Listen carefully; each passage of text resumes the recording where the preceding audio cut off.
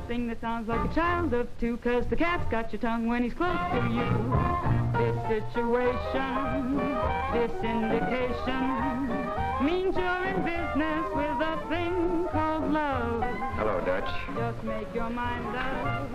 You're gonna There's a little present for you guys from the syndicate.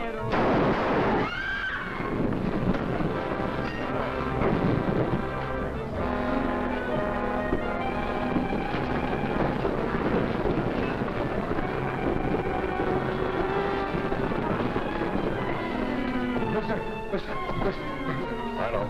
A couple of guys just got blasted in booth 5. Hello, operator. Police headquarters, please.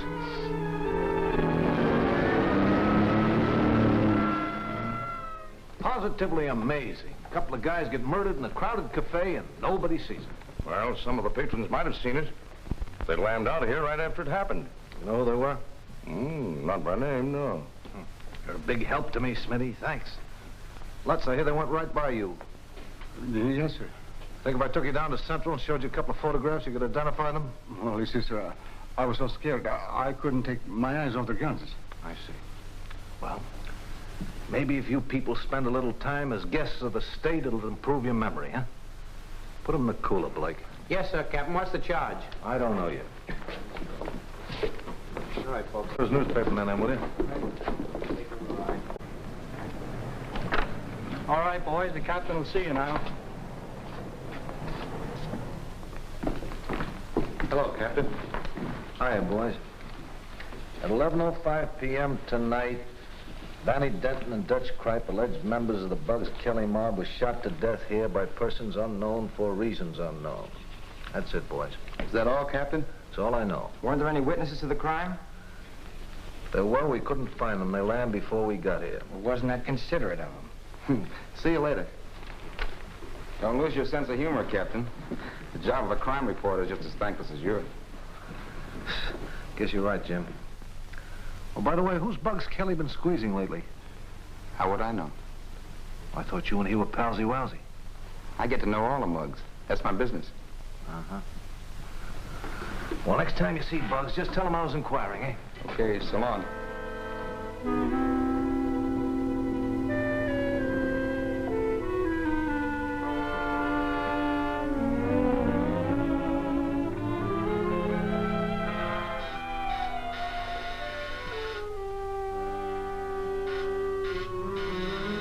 Whoever it is, he's okay. Let him in, Slim. It's me. Is the big fellow in, Slim? Hi, Jim. Yeah, come on in. Hi, Bugs. Hi, pal. Long time no see. Yeah. Hello, Lou. Ace. Pull up a chair, Jim, and tell me what's on your mind. Have you been stepping on anybody's toes lately? No. Why? I've got bad news for you. A couple of your boys were rubbed out last night at Smitty's Cafe, Vanny and Dutch. Did the coppers tag anybody? A few reluctant witnesses. But Captain Ferroni figures you know the answer. Well, it wouldn't be hard to run down the guys that did the job, but... Another crime syndicate killing, huh? What else? They gave me 30 days to join up with them, and the time was up yesterday. What a story that would make if I knew who was back of the syndicate. I wish I knew. You wish you knew. I'd give 10 grand for just one name. And I'm going to make it my business to find out who pulls the strings for the outfit you call Crime Incorporated in that column of yours.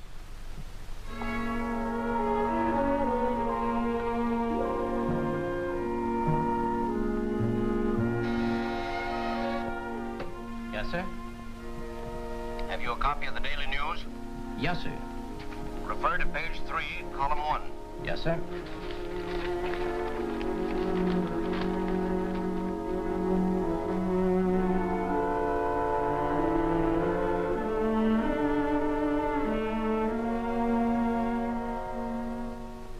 Have you read the story? Yes, sir. You don't find Bugs Kelly's name among the deceased, do you? No, sir. Well, that's where we want to find it.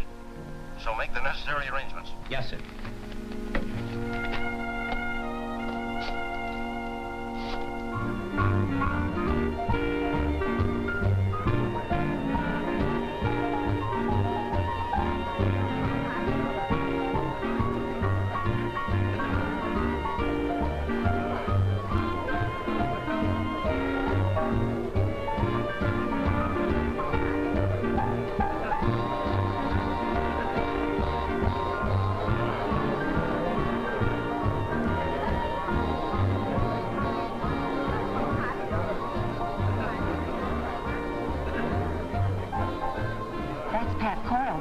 retired criminal lawyer. Isn't he handsome? Is he the one that always wins acquittals for his clients? Yes, that's him.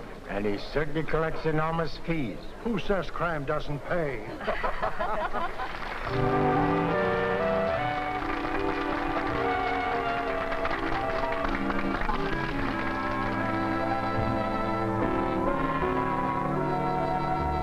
What a fool I was to lie to you. What a fool I was to be untrue. If I could only take away my mistake of yesterday, I'd never be a fool again. I'll be sorry for a million years. Way down deep I've cried a million tears. For I made my own heart break. It just took that one mistake to show me what a fool I was.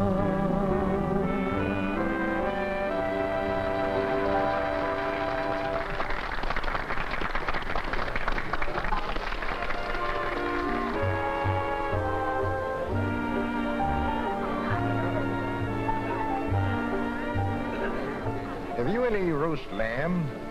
Best in town.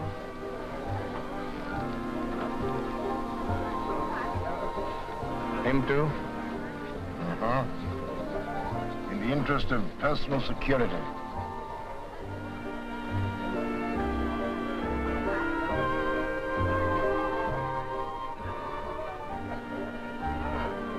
Hey, look who's here. Hello, Tony. What's cooking? Some nice roast lamb. Roast lamb, huh? I didn't look at the menu. Getting aside, I'd like to place a bet for Bob Littell. How much does he want to bet? $5,000. I'll guarantee it. $5 grand? Okay. What horses Littell picked for the killing? I'm not circulating any hot tips around here. Give me a book, I'll write it down.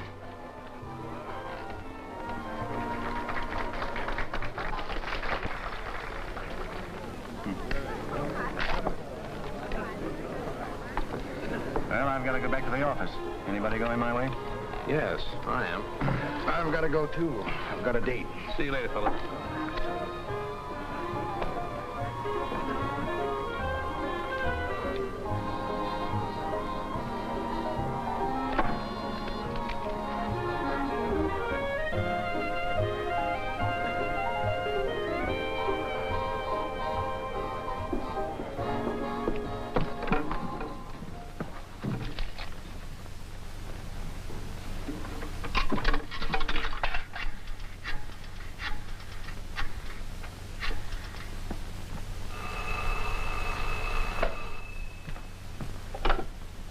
Hello.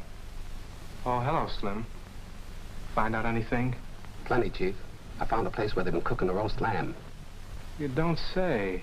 Believe it or not, but I've just been sitting in at your wake. Where were they holding the services? Right where you had the hunch in the Club Boheme bar. Tony Marlowe gave the order for your execution, and Bob Littell us to do the trigger work. We've got to teach this syndicate a lesson they won't forget for a while.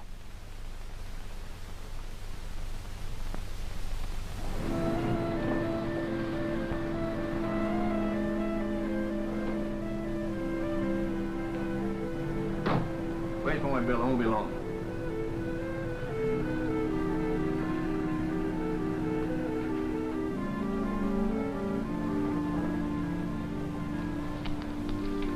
Come on. Put your hands down, bud. This ain't no stick-up. What do you want? Come on, let's take a walk. Want to borrow your camp for a little while, buddy? Do you mind? Well, why pick on me? I never did you no harm. No one's gonna do you any harm if you don't get too curious. Come on, let's go. You're sweet, Trixie. One of these days we're going to get married, huh? When, Tony? Oh, soon I'll have a flock of dough, salted away, and we'll blow this town. Why, wait, darling. I'd love you if you didn't have a dime. It won't be a long wait, the way the rackets are paying off now. Well, good night, dear. See you tomorrow. And be careful, won't you? I'm always careful, of course. Good You know night. that.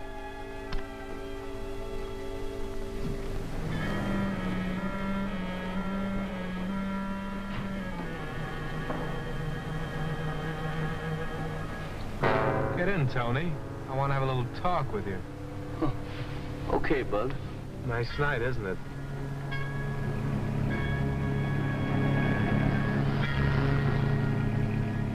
Do you mind telling me what it's all about?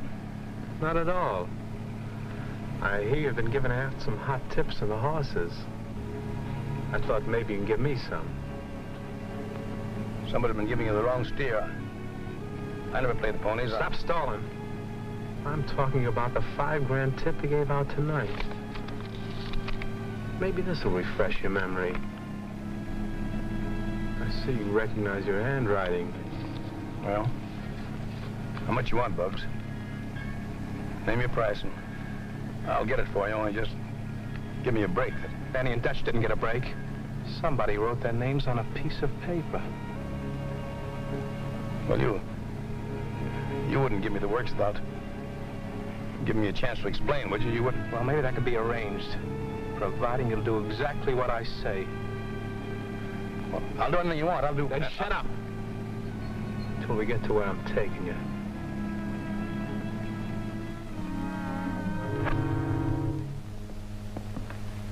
There, Tony. Sit down and make yourself at home. Now, Tony, you can pay the first installment on your life insurance. I want you to phone Bob Littell and tell him to meet you in a half hour at the corner of 3rd and Garfield. Yeah, but that'll be putting a finger on a friend. You catch on fast. I'm paying off a bet, Tony. To you or Bob Littell? Which do you prefer?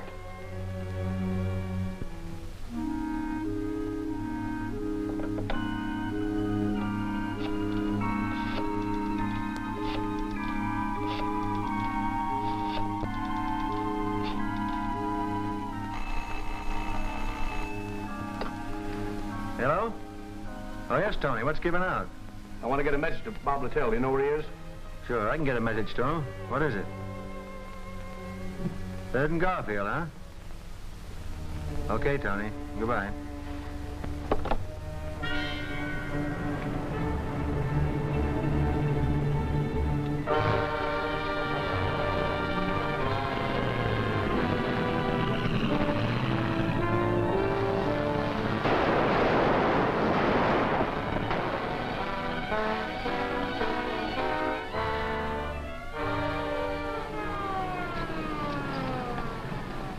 What are you so nervous about, Tony? They're not coming for you.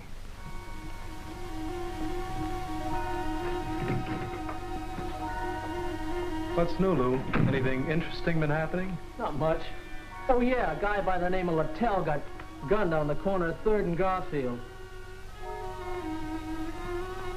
Can you imagine that?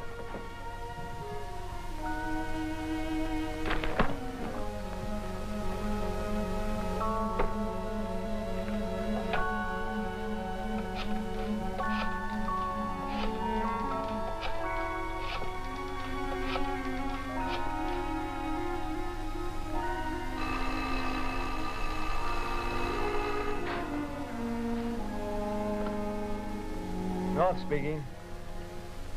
Who? Bugs Kelly. I'll quit your kidding. I'm not kidding, Barry. I just called up to tell you that Bob Littell lost the $5 grand bet Tony Marlowe placed with you.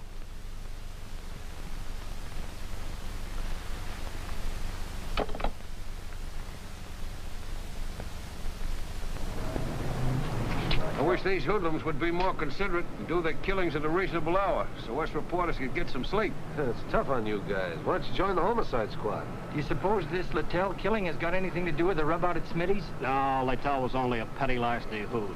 The guys that got it at Smitty's were big stuff. Say, what do you think about it, Jim? You got any ideas? I think there's a connection. I'm convinced that crime in our city's incorporated like any big business. If you know so much about it, why don't you write a book? That's just what I'm going to do, if I ever get time.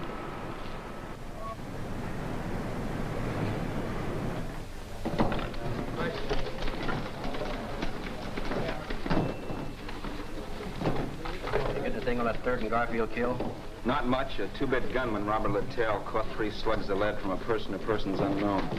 Just another gang reprisal killing. But I got onto something that's really something. I'll show you my lead as soon as I phone the city morgue.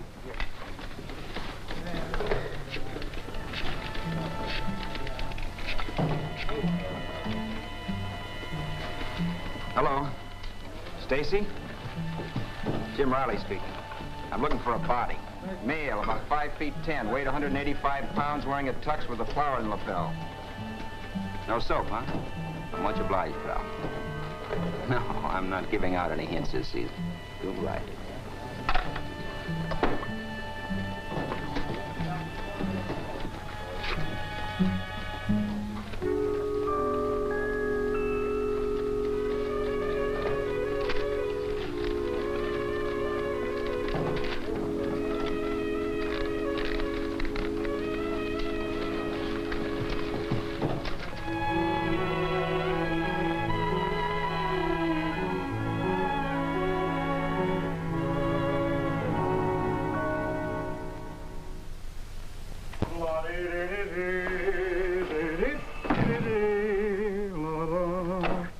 Jim Riley. Oh, hello, Bugs. Yeah, I got your message about 5 a.m. How do you expect me to keep up my social obligations when you guys keep me up all night looking at stiffs? What's on your mind? Well, I'd like you to do me a little favor, Jim. I'd like you to accompany me on a little trip to Atlantic City. It's a personal matter that's important to me. I'd like to, Bugs, but there's a certain story that's about to bust in my face, and my boss might object. Well, what's the story about? Maybe I can help you out. Well, there's a certain big-shot proprietor of a drink, dine, and dance emporium who took an unwilling taxi ride this morning. And his close friends are wondering what the fare is going to be to get him back. Seems to me I heard something about that. Say, how would you like an exclusive on how the story's going to end? How would I like to? Say, when do we start on that trip you mentioned? Okay. I know we're bound for Atlantic City, but what are we going to do when we get there? Well, I'm hoping you'll do me a big personal favor, pal. And if you do, I'll give you the news story of the year. Well, can't you give me a hint right now? Well, I suppose it would be worth something to you, wouldn't it? To know who's back of the crime syndicate? Would it? You know, I'd write a book. Bugs, I wouldn't be able to thank you enough. I'll show you how you can when we get to Atlantic City. And where we're going, don't call me Bugs. It's Mike Egan, my real name.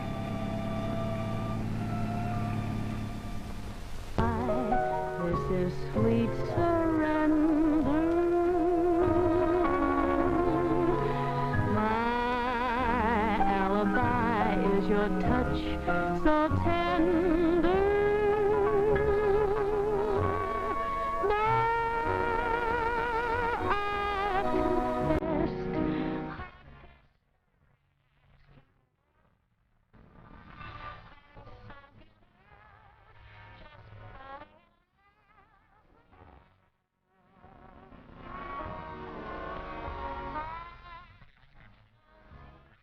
I'm not just talking about singing. That's what I think. I'd like to meet her. What? Well, sure.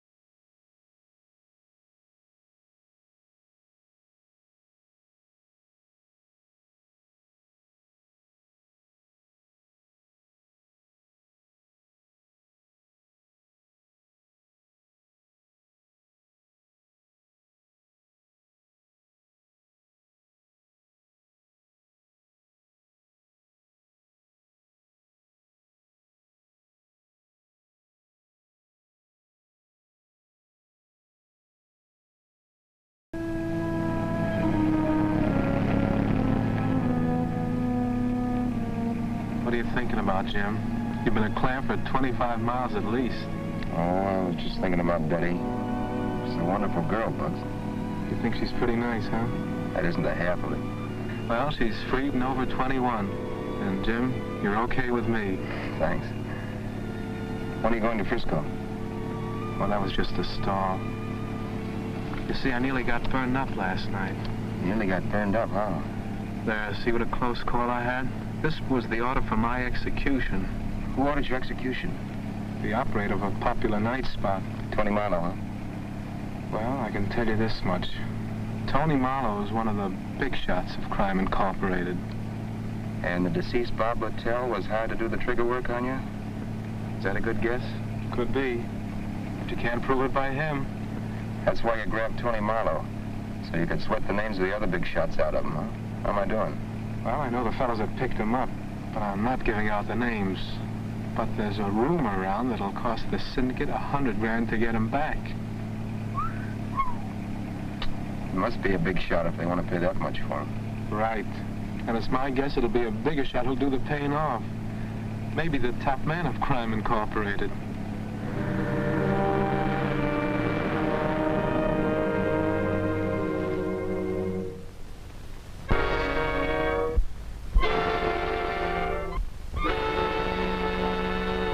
Your rights, as well as the grand jury's authority, are perfectly clear, I presume? Yes, sir. Very well, then we'll proceed. Mr. Kelly, these 3 men were shot to death within the last 72 hours. What do you know about it? What I read in the papers. They were executed by gangland order, weren't they? Were they? Kripe and Denton were your employees, weren't they? No, sir. Somebody's been giving you a wrong steer. Oh, stop lying, Kelly. Even the school kids know that they were your trigger men. And why don't you question the school kids, Mr. Foreman? Isn't it a fact that these killings occurred because an organization of racketeers made overtures to you to join with them and you refused? I don't know what you're talking about. I quote from the crime reporter in a recent issue of the Daily News. I understand that the debonair operator of one of our swankiest night spots took an unexpected taxi ride this morning and is being detained for reasons which will probably soon become known to his associates, unquote. What do you know about that, Mr. Kelly? Why don't you ask Jim Riley? It was his story, not mine. That's what we intend to do, but while you're here and under oath, do you happen to know the identity of this night spot operator and those who detained him? I suppose you'll even deny that you're a racketeer. I wouldn't bother to deny it. You gentlemen wouldn't believe me if I did. Just what do you do for a living, Mr. Kelly? I'm a life insurance agent. My office is at 8457 Canal Street, in case you're ever in that neighborhood. Do any of you gentlemen of the jury wish to continue the questioning? I don't. That's all, Kelly. Thank you, gentlemen. We have just time for a short recess before the police bring over our next witness, Adolph Lutz. We're not going to let a thing happen to you. Hey, try that hotel across the street. That shot could have come from one of those upper windows. Yes, Captain. Come here, shot. I'm dying. I knew they'd get me if I talked. Take it easy, Lutz. You're not dying. You're just nicked in the shoulder. Get the ambulance, please. Yes, Captain. Thank you, Captain.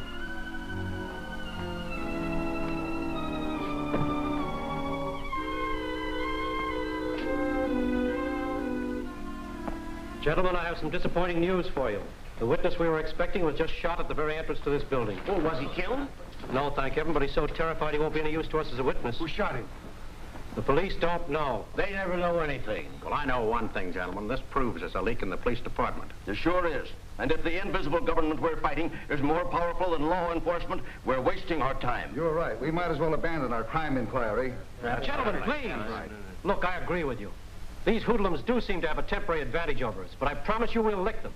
The decent people of this city are counting on us to fight these crooks to a finish. And gentlemen, that's just what I intend to do so long as there's a breath of life in my body. Dixon is right, gentlemen. We have a sworn duty to perform, so let's do it no matter what happens. Now, let's adjourn till tomorrow morning and get a fresh start. That's a good idea. Not a bad idea at all. Come in. You you're early today. What happened? One of the jurors have a tummy ache? No. They called a recess because a scheduled witness got shot as the cops were bringing him in. What witness? A waiter at Smitty's Cafe called Adolf Lutz. Another murder, huh? No, he was only wounded. An old gag called intimidation. Yeah. Here's today's transcript. Oh, thanks, pal. Thanks. I wouldn't be doing this, Jim, but I got myself into a jam a while back and... Yeah, I know how it is. I've been in a lot of those jams myself. Well, I gotta run, Jim. I'll be seeing you. Okay, pal. If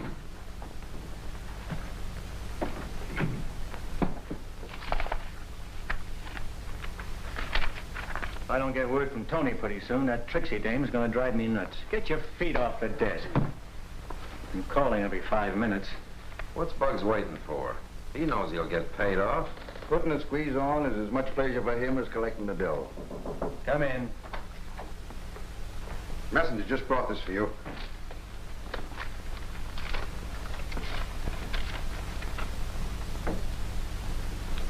This is it, boys. My dear Barry, if you'd like to have the handsome Tony back in the syndicate, this taxi fare will cost you $100 grand. $100 grand? He must think that molar grows on trees. Tony ain't worth $100 grand. Wait a minute, there's more to it. I'll give you 24 hours to raise the cabbage, and you'd better kick through. Bugs. P.S. He isn't fooling. Tony. Well, what do we do now?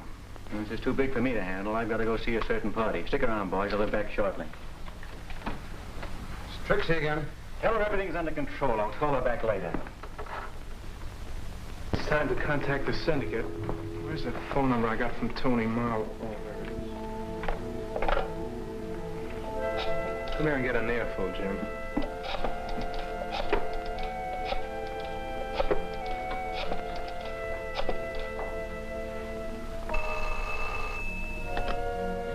Hello? Pat Coyle speaking. This is Bugs Kelly, Pat. Well, Mr. Kelly. What can I do for you?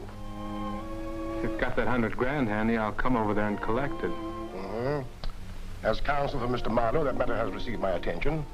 The funds you speak of are in my possession. However, I must have your assurance that my client will be returned safe and sound. Oh, yes, I'll take your word for it. When may I expect you? I'll be there in 20 minutes, and you can tell your syndicate Triggerman to lay off. If there's any funny business, the joke will be on Mr. Marlowe. Syndicate? Triggerman? I don't know what you mean, Mr. Kelly. Are you kidding? Holy mackerel. Coyle. I just as soon believe the police commissioner was mixed up in this. But maybe Coyle is only acting as Tony's lawyer. Use your head, Jim. Pat Coyle's a syndicate big shot, and you can go to sleep on that. Well, I guess this will hold $100 grand. Will you give me a lift, Jim? Sure.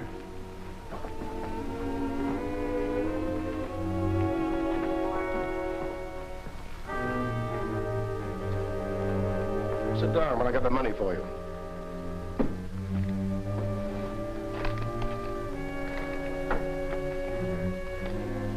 Oh, here we are. 100,000. I guarantee it. I'll take your word for it. Good. By the way, there's a friend of Tony's here that'd like to speak to you. Of course, it's up to you. Okay, I'll listen to him. I'll show him in.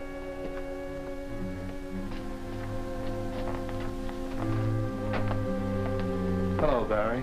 Well, what do you want? I want to talk a little sense into that thick skull of yours. I'm listening. You haven't a chance of fighting the syndicate. You might as well commit suicide. Yeah? Yeah. So why don't you join up with us? We can use you and your mob. You could cut yourself in for a nice slice of the profits. We'd even let you keep the $100 grand as a bonus. Do I look that dumb? Sure. You'd like me to join up so you know where to put the finger on me. And some nice night I'd walk into an ambush and get blown apart. Good night, Barry. See you at the morgue.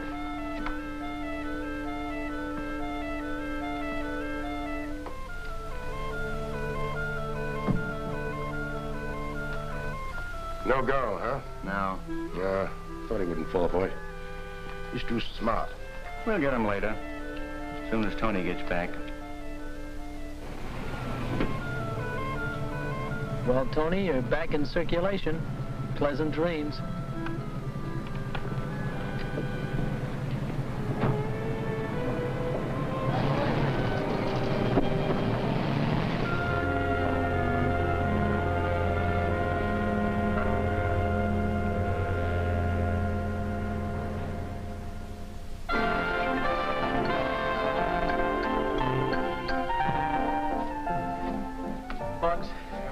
Keeping undercover in a place like this gives me the creeps. Nobody'd think of looking for his way out here. Why don't you stop bothering me? Can't you see I'm reading a terrific book? Oh, why can't we go out on the avenue, have a couple of beers or something? Okay. I suppose you want to ride on the merry-go-round, too. I like merry-go-rounds. Okay, Junior, let's go. Okay.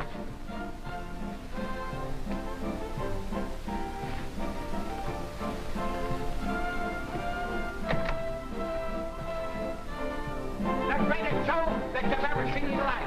And this, my friend, you're standing in front of is the Wax Museum. It's sensational, it's educational. Now, folks, I want you to step inside, see some of the famous and some of the infamous men and women of history. I want you to step inside and see the Chamber of Horrors, some of the torture implements used in the Inquisition. And, folks, I want you, above all things, to see some of the devices used in capital punishment. Hand me that, will you please, dear?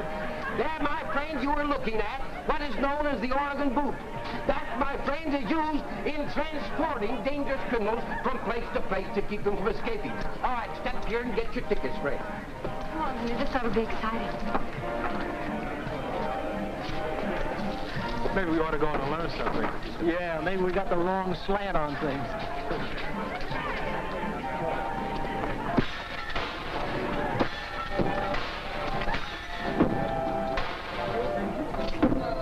We're going into the waxworks. Swell.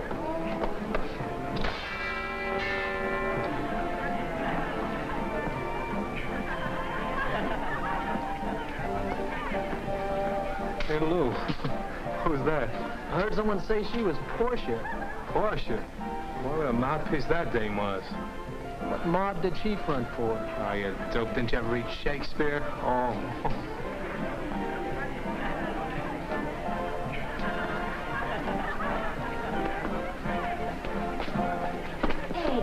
I'm awfully sorry. It's all right. Hey, I've always wondered what it would feel like to sit in the old hot seat. No, it don't, Bugs. It's bad luck. Don't be silly. I ain't gonna die in the electric chair.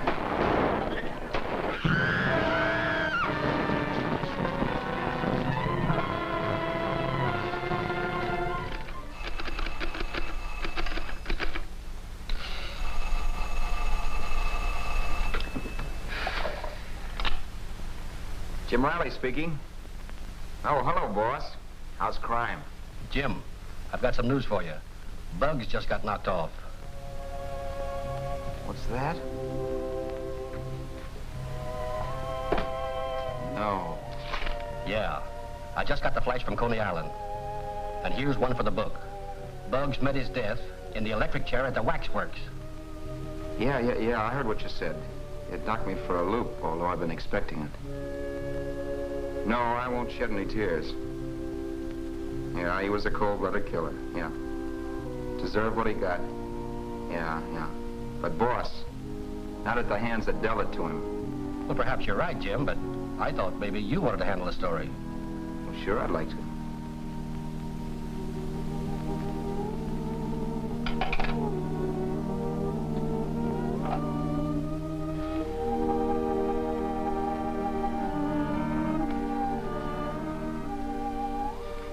It's a break for you, kid.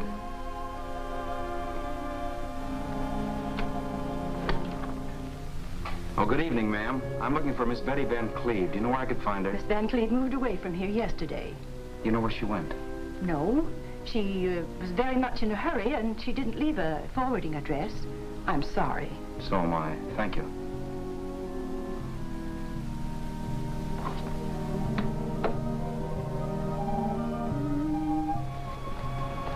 No luck, huh? Nope. Gee, that's tough. Where do you want to go now? Back to New York City. And, take these home to the little woman. Gee, that's swell. Thanks.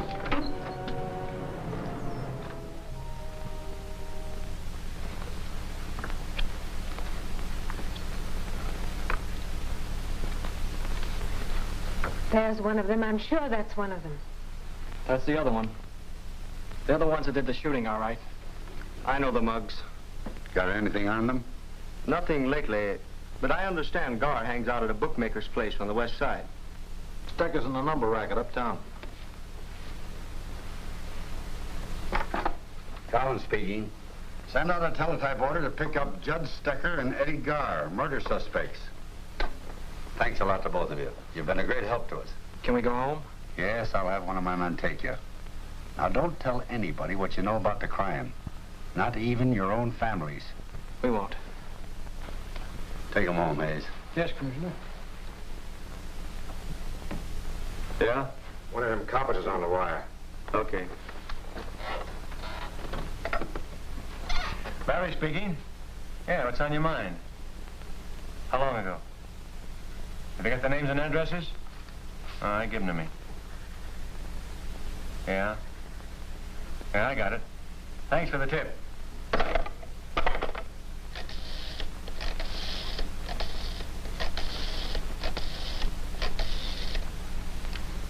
You know who. Now get this.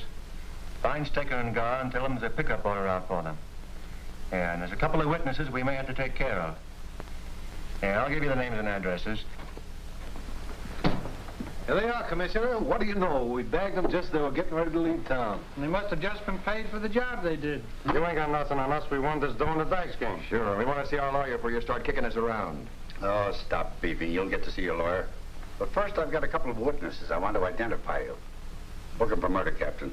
Just in case some crooked mouthpiece tries to get them out on a writ. Take them, boys. Come on, boys. Let's go. Come on. You've got to register when you stay at this hotel. My congratulations to the department, Commissioner. You mean that? Sure. Read my column in tomorrow's Daily News.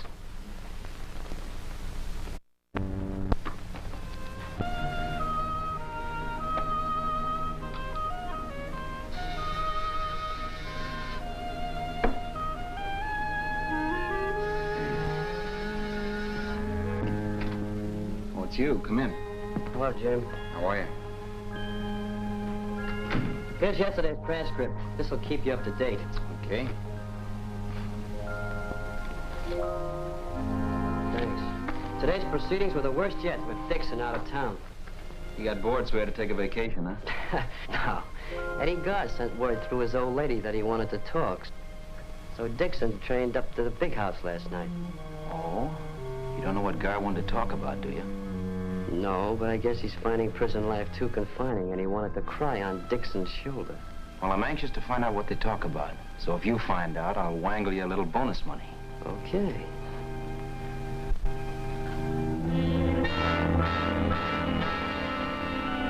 Naturally, I'm interested in getting the lowdown on the killing of Bugs Kelly and his henchmen. But I want you to understand that nothing you say will alter the sentence the court gave you. I have no bargain to offer you. Yeah, I know. Did you hear that? Hear what? That voice. Keeps whispering all the time. Don't be a big sucker, Eddie. There's another one. Saying the same thing. Don't be a sucker and take the rap, Eddie. When the guy who hired you to cool Bugs is strutting around having a good time. But who followed that gang to Coney Island, huh? I did. Who gave him a dose of lead? I did. Who took the manslaughter rap? I did.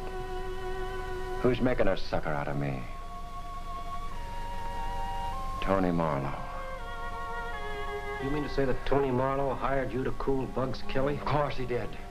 He's the finger man for the syndicate, ain't he? Is he? That's what I said, didn't I?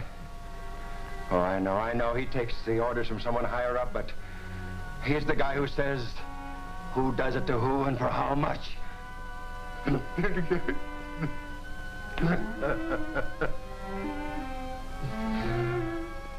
you put those notes in the form of a statement, I'll have Eddie sign it.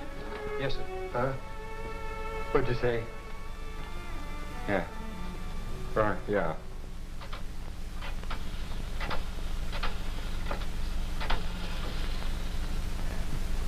Hello, Mr. Marlowe, please. Hello, Tony. This is Lucas. Yeah, listen. I gotta see you right away. I'll say it's important. Okay.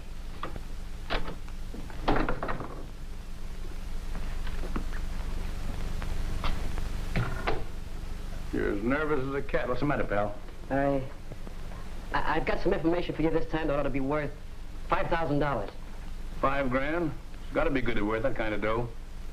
Give me a little hint. Dixon went up to the state prison last night, and he's on his way back with plenty of dynamite.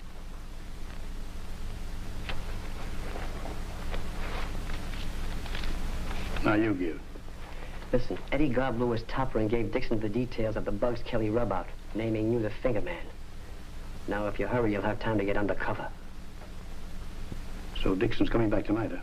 Yeah, he's getting off the train at Wayside. I'm driving his car up to meet him. Nice going, Lucas. I told you if you play ball with me, you get yourself a bankroll. Now be careful when you go out. See that no one sees you. Goodbye and good luck. Goodbye and thanks. So he's getting off at Wayside, eh? Jim Riley speaking. Oh, hello, pal. Say, I was just talking to Dixon, long distance. Whatever made you suspect that Eddie Gobb might have something important to tell him? Did he sing? The lid's off, Jim. Dixon's on his way back with a briefcase full of dynamite. Now, wait. Where can I go to see the show? I wouldn't want to miss this for anything in the world. You might blow yourself to a feed at the Club Boheme around 7:30 p.m., if you know what I mean. I might at that. Thanks a million until I can reciprocate more grandiferously. Bye.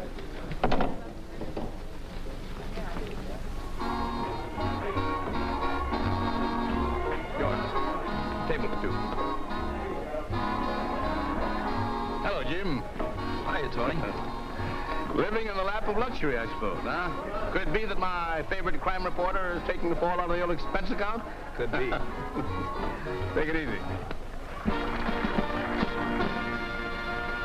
Ladies and gentlemen, for your pleasure, a new entertainer, and one I know you're going to like, Miss Betty Van Cleve.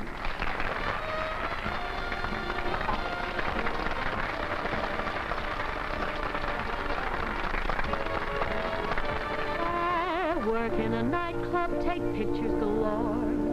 Although it's a bright club, to me it's a bore. When a man gives my hand a squeeze, I smile and say, your picture please. My hours are long here, commissions are slight. I'm crying my song here, the same every night. There's a hymn on a limb with a herd. So I must sigh, your picture, sir. Oh, that smile, just watch the birdie. Catch that style and she's way past 30. See those older dignified men. Comes in a folder, looks good in your den. See that youngster on his very first date. A picture is fun, sir. It's done while you wait. Oh, what a mixture. They give me no rest. Order a picture for the folks out west. Though I dance around, there's no romance around. How I hate this posing from 9 till closing. Just a lonely little camera girl on display. Have to smile and dress in style, pretend I'm gay. Never knew a camera girl could feel this way. Each night, when everything's bright, I must recite, Mister, take your picture, hoping that one night the man who is right will come along to claim his pearl and carry off the lonely little camera girl.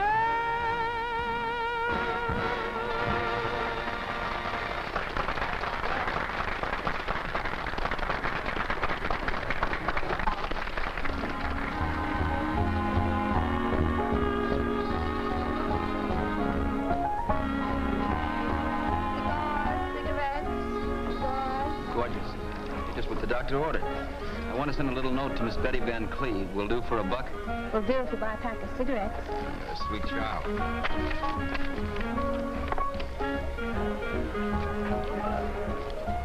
There. If you bring back her answer, I can keep the change. Hello, Grace. Here's a note for you, Miss Van Cleve. Not to wait for an answer.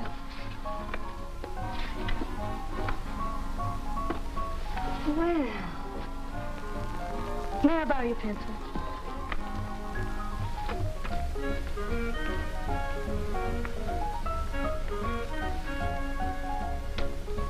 Thanks a lot. You're welcome. Well, well, a nice note for your first song, huh? Not at all. The gentleman's an old friend of the family. That's what they all say.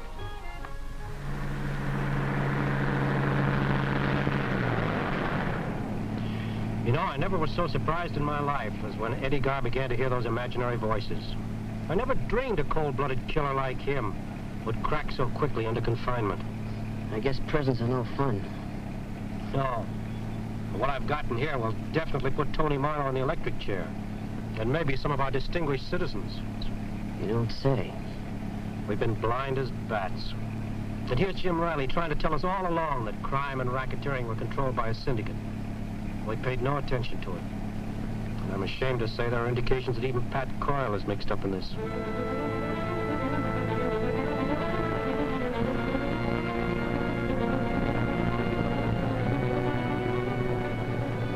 Detour to roadside.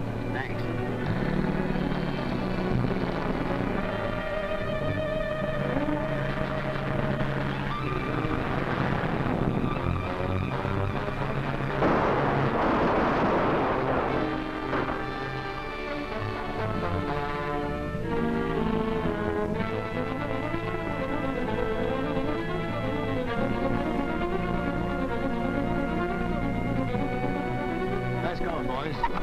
Give me the 5 G's you took from the chump at the spectacle. Boss, I thought it was a little bonus for us. Bonus in my eye. You boys are getting paid enough as it is. Come on, give. Get in there.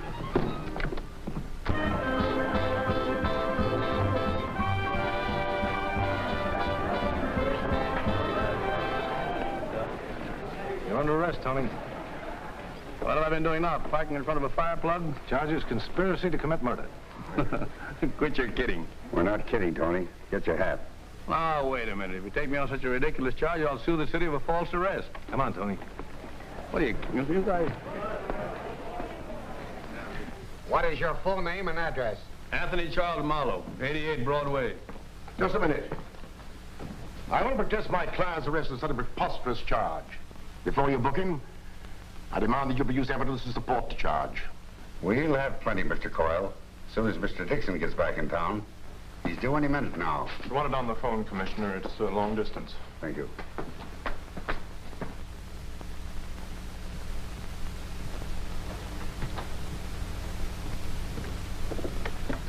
I'll take that long-distance call, Murphy. Hello, Collins speaking. Who? Oh, yes. What's that? No. Where did it happen? I see. Hold the phone a minute. I'll have someone take down the details. Don't answer another question until they produce some proof to back their charge. Go ahead, Sergeant. We know what we're doing. If you do, Sergeant, I'll serve you with a writ so fast your head'll swim. We'll have to turn Mr. Marlowe loose, boys.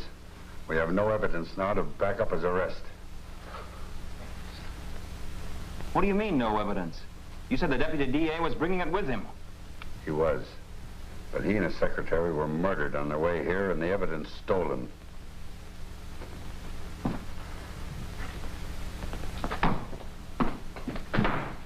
I'll bet that Marlowe knew that Dixon was dead when we arrested him.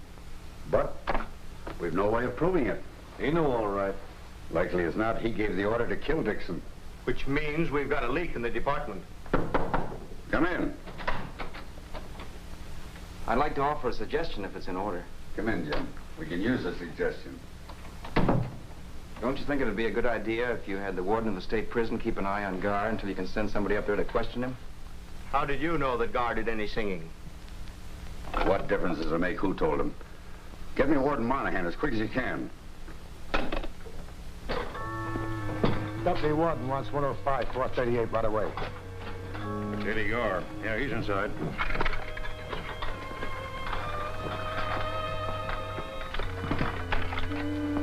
Where's Eddie Gar's one up front? Went in the storeroom to get some sugar. Shut-eye, huh? I wouldn't know. $5 grand.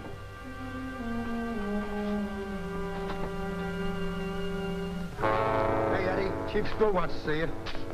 Hey, Eddie, wake up. Hey, somebody! Eddie has been murdered! And when my book comes off the press in a week or two, I'm going to give each one of you guys a copy. Well, that'll be swell, Jim. We'd be glad to read it. Collins speaking. Oh, hello, Monahan. What's that? The invisible government has beaten us to the punch again. Somebody just drove a knife through Eddie Gar's heart. Yeah, boss, that's right. Guy got it in the back, in the prison storeroom. Yeah. Right.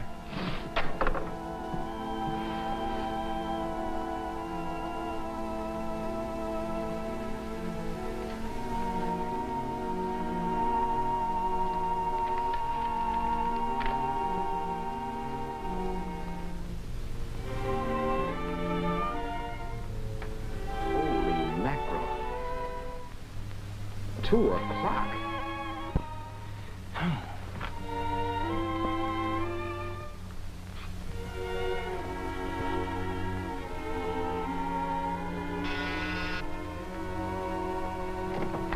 Hello, Betty. Hello, Jim. Come in. I've been waiting for you. I'm sorry. It's a little late to be calling on anybody. I know. You had to cover the arrest of Tony Marlowe. Everybody at the Club Bohème was talking about it. Well, that certainly turned out to be a fizzle. But let's talk about you. What was the idea of running away without leaving a forwarding address? You know, I was up there to see you. I'm sorry I missed you, Jim, but... But what?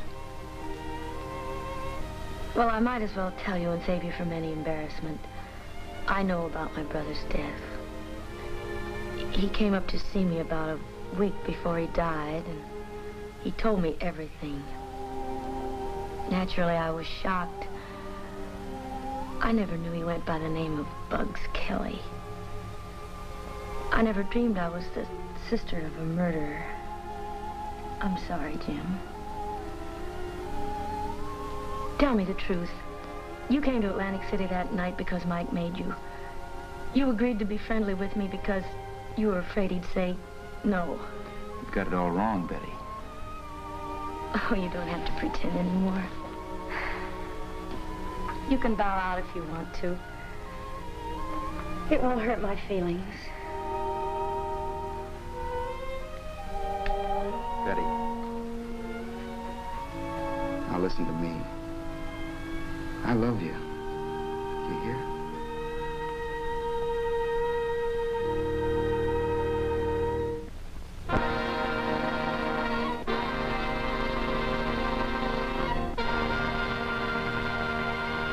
Gentlemen, as you all know, the purpose of this meeting is to form a secret committee to fight organized crime. And I mean wipe it out of our city once and for all. And we have to clean our own house, too. I hate to think that Dixon was murdered because someone in the department was a traitor to the cause of justice. But what else can I think? The public is up in arms, and rightfully so. Now, we've got to put an end to this crime wave or resign and let others more capable do the job. Now, which is it going to be, men? We'll clean it up, Chief. Clean it up, Chief. Gentlemen, as Jim Riley would say, this meeting of the Board of Directors of Crime Incorporated is now open for business. However, as chairman in the absence of our president, I want to sound a timely warning. We can't afford to have any more violence. Since it became necessary to eliminate the Bugs Kelly mob, our business has fallen off 16%. Mr. North, Until public indignation dies down, I think you should have all marble games removed from school neighborhoods and operate bookmaking under cover for a while. That goes for policy games and baseball pools as well. And during the lull, let's try and dig up some new competitive game, something different. That'll bring us a few nickels.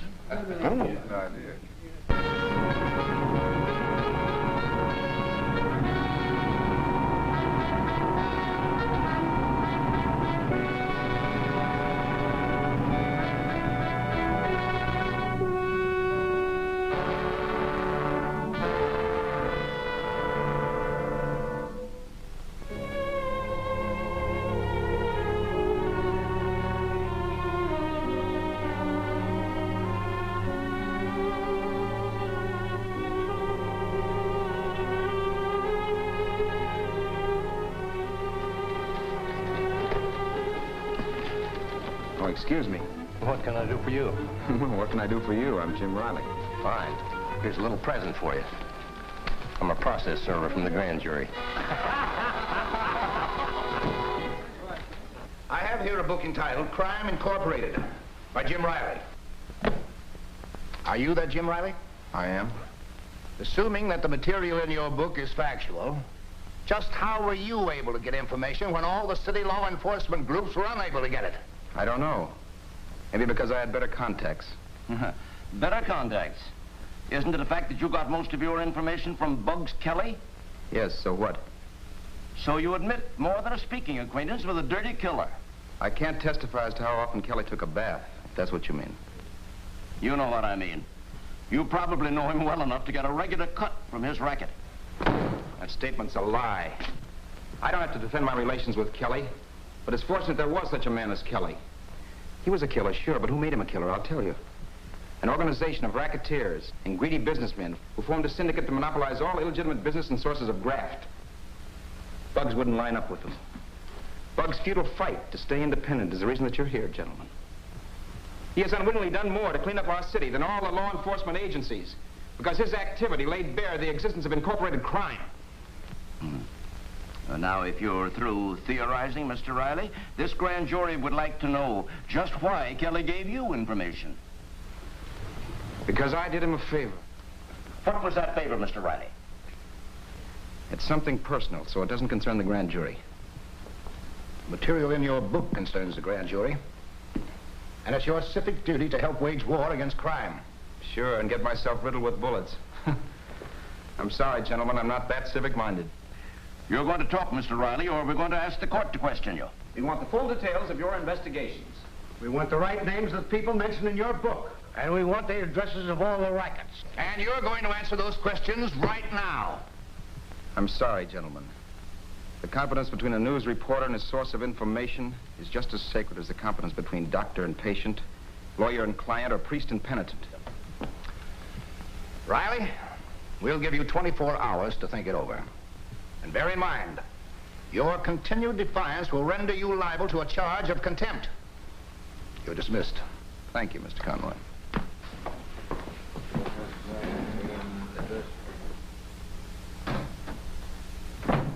Hello, Jim. Well, you don't look so happy. The grand jury been giving you the works? Yeah, I gotta go back and answer some questions or else. Maybe you'd rather talk to me. You know me better than that. Oh, you don't understand, Jim. I want you to join our secret committee for driving the rats out of town. Who's on the committee? Just a few of the men we can trust, like Ferroni, Finch, Westover, and the foreman of the grand jury. Clark? Yeah. You see the point? If you join our committee, the jury will have to lay off you. Yeah, I see the point. And you might be needing some protection for that charming young lady you've been calling on at a late hour. What charming young lady?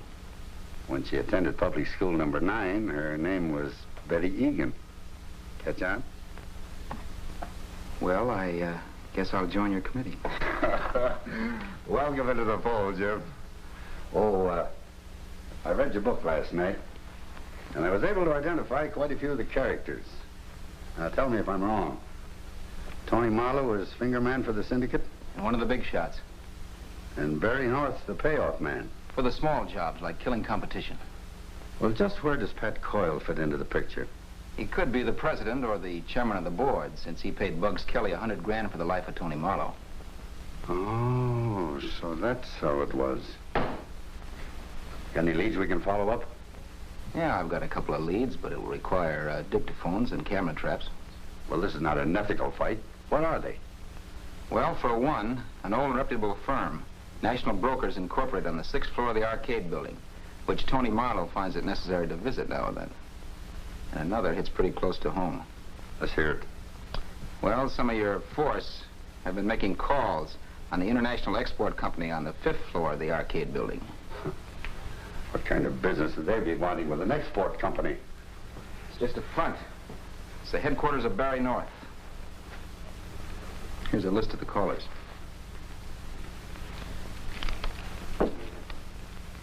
What? Well, these are some of our best men. Naturally. It requires a good man to go crooked and get away with it.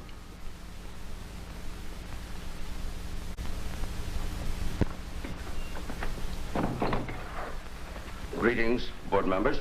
Greetings, Mr. President. Gentlemen, I have just come from a meeting of the Secret Police Committee, and I am genuinely worried. Jim Riley has become a member of the committee, and there's no telling what he knows of our syndicate activities. What do you propose, Mr. President? I'm afraid it will be necessary to eliminate the Secret Committee. You realize what you're proposing? I, for one, can't subscribe to such drastic measures. Nor I. Your suggestion is insane. Perhaps you two gentlemen would prefer the electric chair. Take it easy. Come, gentlemen, we're wasting time.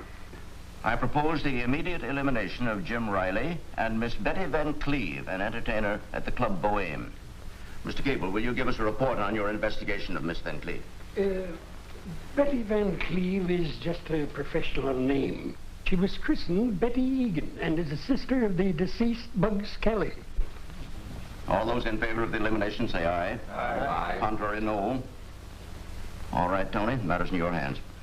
Just a minute, Tony. This cannot be the usual gangland rub-out. It will have to look like an accident. Okay, I'll have the boys put him in the Riley car and shove him over the Palisades.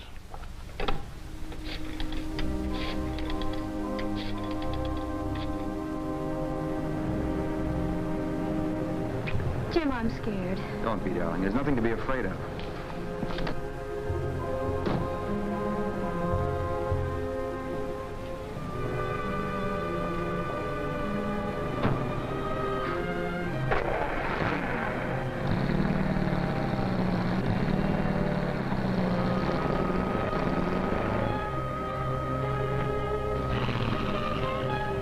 Did you see that man? He followed me from the club. You just imagined it. No. I was expecting I'd be followed. You were expecting to be followed? How come? I suppose it was awfully silly of me, but I listened in on a conversation between Tony Marlowe and Trixie. Betty. Well, I wanted to help you get something on him. You mustn't take a chance like that. Supposing he found out that Bugs was your brother. I know.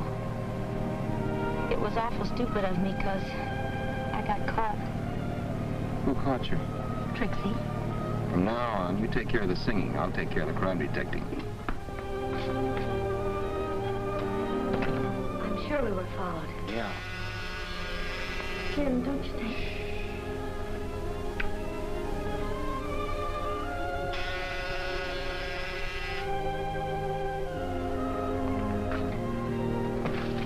Take it easy now, and you won't get hurt. What do you want? If it's money you expect, I haven't very much. Quiet, sister. This ain't a stick-up. What is it, then? Somebody wants to have a little talk with you. Now, get over there by the wall and get your arm. What for? Follow your path. This door's your toe. Hold it, boys. Drop those rods. Oh, yeah?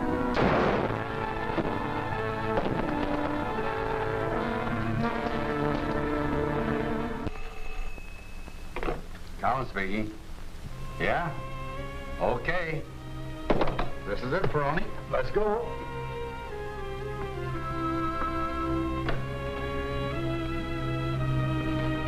So, gentlemen, our next objective is to control the city elections and place our own men in the key positions. Then we shall be impregnable. I propose that... Yes? I see. Thanks. Gentlemen, the meeting is adjourned. We're about to be visited by the law.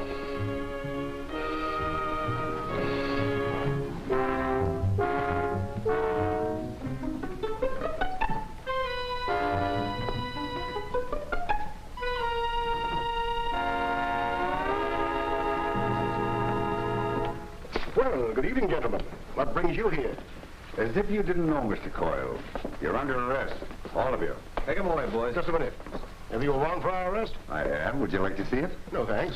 I still think this is a gag. What's the charge? There are a number of them, Mr. Coyle, including conspiracy to commit murder. Now I know it's a gag. Bring him over to Central. We'll book him. Step this way, gentlemen. Go. All right, man. Come on.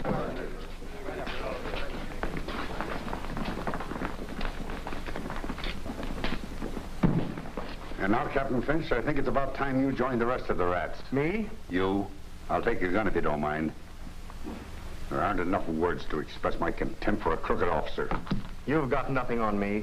Your partners in crime, Sergeants Busby and Hess, are already locked in a cell. And I hope the three of you burn for this. He's only bluffing, Captain. He'll have to release us when he can't produce enough evidence to bind us over for a hearing. You're mistaken this time, Mr. Coyle. In 30 minutes, the evidence will be shown you and the grand jury in Captain Ferroni's squad room. Gentlemen of the jury, as district attorney, I'm about to present some evidence collected by our police department in its effort to suppress crime. This is not regular procedure, but I'm going to gamble that it will bring this case to a quick conclusion. You said it, Conroy. It certainly is not a regular procedure. Go ahead, Sergeant. Will you turn out those lights, please? Right.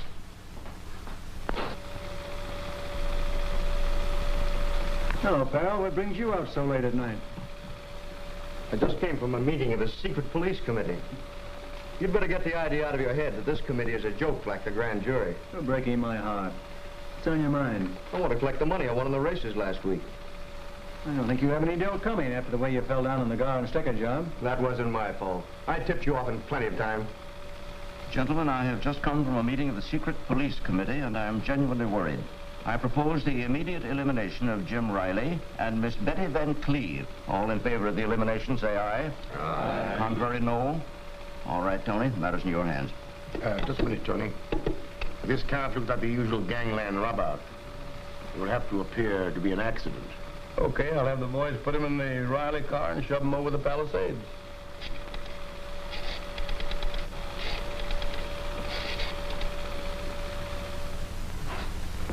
All right, boys.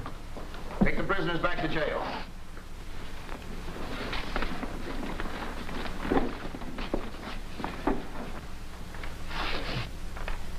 Gentlemen of the jury, in the involuntary absence of our late but unlamented foreman, it becomes my pleasant task to announce to you that you have voted a true bill, charging the entire membership of Crime Incorporated from the highest to the lowest with murder in the first degree. Congratulations, gentlemen. You have rendered our community a most valuable service. I shall proceed at once to prosecute the defendants. We could have been married a dozen times while we've been waiting. I know, darling, but I couldn't ignore a grand jury summons. They'd throw me in jail. They've got a nerve calling you into court on our wedding day. Maybe they want to save me from a dire fate. Mr. Riley, you may come in now. I'm sorry, darling. You can't come in here. Where you go, I'm going, dear. That's all right. She can come in with you. She can. Sure. Come on, Jim.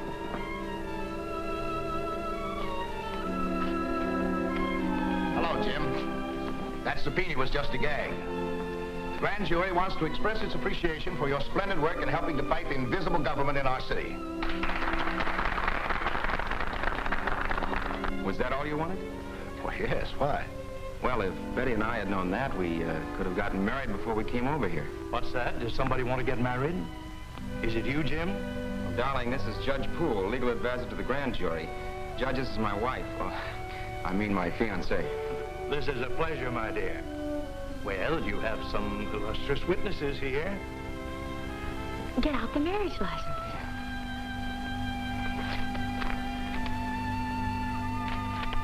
Please join hands. We're gathered here to witness the uniting in holy wedlock of James Riley and